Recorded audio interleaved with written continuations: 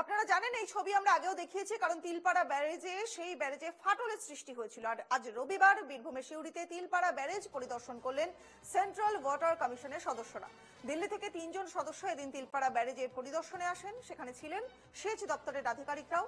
Barrage সংলগ্ন সেচ দপ্তরের অফিসে বৈঠক করেন তারা। সেচ দপ্তরের চিফ ইঞ্জিনিয়ার দেবাশিস সেনগুপ্ত সাংবাদিকদের জানান যে প্রায় 74 বছরের পুরনো এই ব্যারেজের ভগ্নদশা।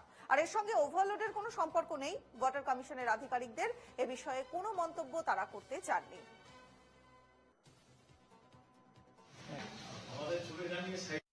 ডাইরেক্টর আর ডেপুটি ডাইরেক্টর, ডাইরেক্টর হচ্ছে শিবকুমার শর্মা, ডেপুটি ডিরেক্টর এবং তার অ্যাসিস্ট্যান্ট ডিরেক্টর এসছেন আমাদের অনুরোধে। ওনারা ভারতবর্ষের মধ্যে ড্যাম ব্যারেজের ব্যাপারে বিশেষজ্ঞ।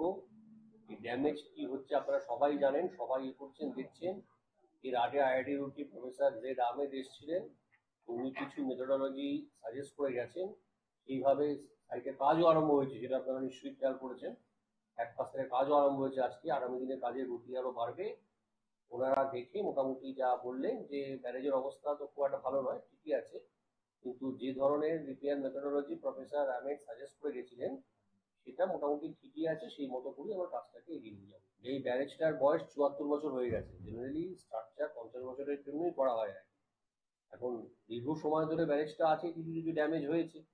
আমরা ড্যামেজ সারাতে শুরু করেছিলাম মার্চ মাসে, কিন্তু সামাও বৃষ্টির জন্য কাজটা শেষ করতে পারিনি। সুতরাং সব জিনিসই তো একটা আয়ু বলে তো একটা ব্যাপার আছে।